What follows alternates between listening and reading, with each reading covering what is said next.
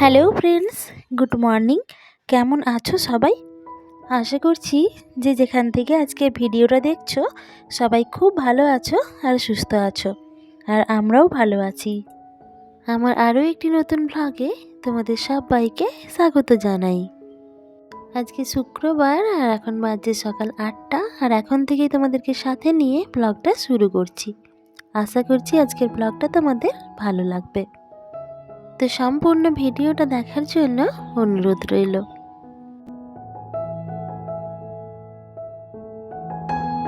সকালবেলায় তো ঘুম ভেঙে গেছে অনেকক্ষণ, প্রায় 6টা সাড়ে 6টার মধ্যেই।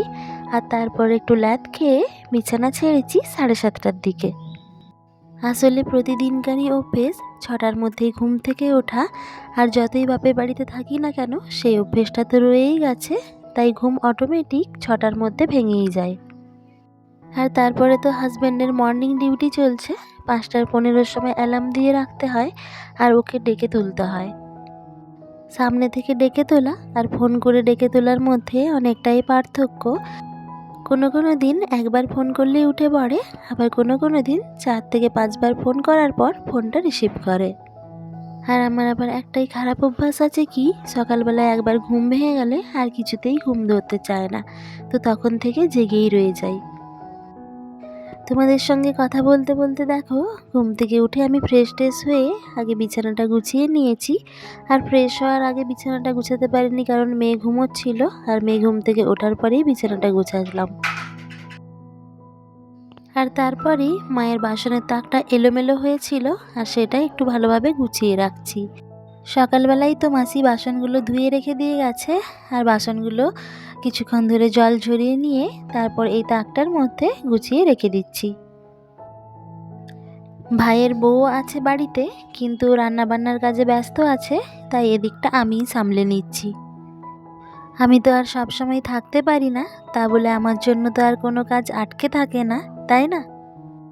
আসলে মানুষ থাকলেই মানুষের আশা করে, আর যখন থাকি না তখন তো ঠিক কাজগুলো হয়েই যায়।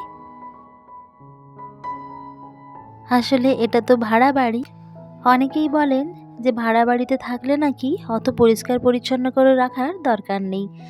আসলে ভাড়া বাড়ি হোক বা নিজের বাড়ি হোক, মাটির বাড়ি হোক বা পাকা বাড়ি, যাই হোক না কেন, সেটা যদি একটা ভাঙা বাড়িও হয়, আমার তো মনে হয় সেই জায়গাটাই পরিষ্কার পরিচ্ছন্ন করে গুছিয়ে রাখলে সেটাই হয়ে যাবে স্বর্গের মতন।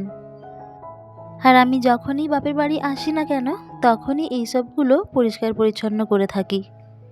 চারদিক এলোমেলো আর অগোছালো অপরিষ্কার হয়ে থাকলে আমার মাথাটা জাস্ট গরম হয়ে যায়। আর এই তো বোতলগুলোও খালি হয়ে গেছিল, তাই বোতলগুলো সব ভর্তি করে রাখছি। বাড়িতে এখন আমরা প্রায় 6-7 জন মেম্বার আছি, আর তাই বোতলগুলোও যেন তাড়াতাড়ি শেষ হয়ে যাচ্ছে। এই জল ভরা হচ্ছে, আবার একটু পরেই খালি হয়ে যাচ্ছে। আর সব বোতলগুলো ভরে নিয়ে এখন বাইরে রোদের মধ্যে রেখে দেব। আর বোতলগুলো বাইরে রেখে দিলে কি হয় বলো তো, রোদের তাপে জলটা একদম নর্মাল হয়ে যায়। আর এখন এতটাই ঠান্ডা, জলগুলো যখনই মুখে দেওয়া হয় তখনই যেন দাঁতগুলো শিরশির করে ওঠে। আর জলটা একটু গরম হয়ে গেলে সেটা বেশ ভালোভাবে খাওয়া যায়। আগের দিনের ভ্লগে তো তোমাদেরকে বললামই যে আমার ভাই আর ভাইয়ের বউ যেহেতু বাইরে থাকে, তাই মায়ের পক্ষে এইভাবে পরিষ্কার পরিচ্ছন্ন করে রাখাটা সম্ভব হয়ে ওঠে না। যা হলো এই উপরি যতটুকুনি হাত গেল ততটাই মুছে দেয়। আর আমার যেহেতু কাছেই বাপের বাড়ি হলেও কিন্তু এসে থাকা হয় না। 2-3 মাস ছাড়া এসে হয়তো 2-3 দিন থাকলাম, কিন্তু এবারে জানো তো 4 মাস পরে এসে 4 দিন রয়েই গেলাম। সেই 25শে ডিসেম্বর রাত্রেবেলায় এসেছি, আর আজকে হয়ে গেল 29 তারিখ। আজকে সন্ধ্যাবেলায় বাড়ি যাওয়ার কথা আছে, তো দেখা যাক। মা বলছে যে খেয়ে দিয়ে যেতে, আর যদি খেয়ে দিয়ে যাই তাহলে তো অনেকটাই রাত হয়ে যাবে। আর যদি অনেকটা রাত হয়ে যায় তাহলে আর রাত্রেবেলায় যাব না, পরের দিন সকাল সকাল চলে যাব। যেদিন থেকে আমি বাপের বাড়ি এসেছি তার পরের দিন থেকেই সমস্ত জিনিসগুলো মায়ের পরিষ্কার পরিচ্ছন্ন করে দিলাম। আর তোমাদের সঙ্গে গল্প করতে করতে আমার ফ্রিজটাও পরিষ্কার করা হয়ে গেল। বাবা আর মা দুজনেই যেহেতু বাড়িতে থাকেন, তো সেই জন্য ফ্রিজটা ততটাও ব্যবহার হয় না। আর ফ্রিজের ভেতরটা দেখলাম মোটামুটি পরিষ্কারই আছে, তাই ভেতরটা আর পরিষ্কার করলাম না। আর এই তো এখন দেখো ফ্রিজের পাশেই যে দেওয়াল আলমারিটা আছে, এটার মধ্যেই যে সমস্ত কাপ প্লেটগুলো রাখা ছিল, তো অনেকটাই ধুলো নোংরা হয়ে গেছে। আর এই তাকগুলো অনেকটা অগোছালো হয়েছিল, তাই ভাবলাম এক কাজেই একবারে সমস্ত কিছুই পরিষ্কার করে ফেলি। কেননা আজকের দিনটাই লাস্ট, কালকে তো সেই আবার বাড়ি চলেই যাব, তখন আর সময় হবে না। যত দেরি হোক না কেন আজকেই সমস্ত কিছু পরিষ্কার করে দিচ্ছি। তাকের সমস্ত জিনিসপত্রগুলো নামিয়ে তাকটা খালি করে আবার সমস্ত কিছু ঝাড়া মোছা করে আবার গুছিয়ে রেখে দিয়েছি। আর দেখবে চারদিকটা যদি পরিষ্কার পরিচ্ছন্ন থাকে, নিজের মনেও যেন একটা পজিটিভ এনার্জি পাওয়া যায়। আর চারদিক যদি অপরিষ্কার অগোছালো হয়ে থাকে, তাহলে আমাদের মনের মধ্যেও যেন একটা নেগেটিভিটি কাজ করে, তাই না? আর দেখো সমস্ত ঝাড়া মোছার কাজগুলো সেরে নিয়ে আমি এখন স্নানটাও সেরে ফেলেছি। আর কি বলো তো, এইসব ঝাড়া মোছার কাজগুলো করার পর যতক্ষণ না স্নানটা করা হচ্ছে ততক্ষণ যেন মনে শান্তি থাকে না। স্নানটা সেরে এসে মুখে একটু ময়েশ্চারাইজার লাগিয়ে নিলাম আর সিঁদুরটাও পরে নিয়েছি। আর আজকে সকালবেলায় ভাইয়ের বউ চাউমিন বানিয়েছিল, মোটামুটি সবারই খাওয়া হয়ে গেছে। আমি যেহেতু ঝাড়াঝাড়ির কাজগুলো করছিলাম, শুধুমাত্র আমিই বাকি আছি। আর চাউমিনটা জানো তো একদম ঠান্ডা হয়ে গেছিলো, কারণ আমার একার জন্যই রাখা আছে। মা বলছিল যে চাউমিনটা গরম করে দেবে, কিন্তু আমিই নিষেধ করলাম, কারণ আমার একার জন্য আর গরম করার দরকার নেই। ঠিক এই সময় আমার মেয়ের একজন বান্ধবীর মা ফোন করেছিল, আর তার সঙ্গে কথা বলতে বলতে চাউমিনটাও খেয়ে নিলাম। ম্যাগি চাউমিন এগুলো একটু গরম গরমই ভালো লাগে, কিন্তু আমার একার জন্য যেহেতু রাখা আছে তাই আর গরম করলাম না, ঠান্ডাটাই খেয়ে নিয়েছি। টিফিনটা সেরে নিয়ে জামা কাপড়গুলো মেলার জন্য ছাদে এলাম। আর এই ছাদটা সাধারণত বাড়িওয়ালা কাকুরাই ব্যবহার করে থাকেন। আর আমাদের নিচে একটা দড়ি টাঙানো আছে, সেই দড়িতেই জামা কাপড়গুলো মেলা হয়।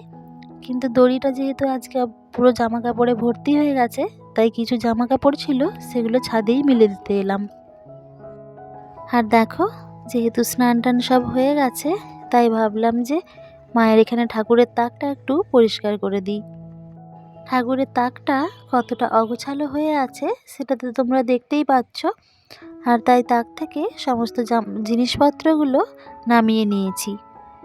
আর তারপরে তাকটা বাইরে নিয়ে গিয়ে ভালোভাবে ঝেড়ে নিয়ে এসেছি।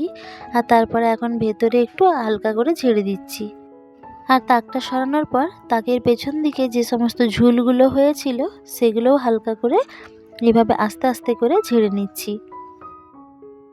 বন্ধুরা, ভিডিওটার এই পর্যন্ত যারা আমার সঙ্গে আছো, আজকের ব্লগটা যদি তোমাদের ভালো লেগে থাকে তাহলে প্লিজ একটা লাইক আর কমেন্ট করে দিও।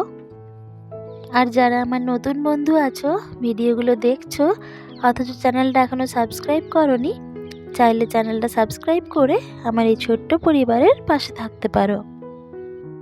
আর যারা চ্যানেলটা সাবস্ক্রাইব করে অলরেডি আমার পাশে আছো, তোমাদেরকে অসংখ্য ধন্যবাদ।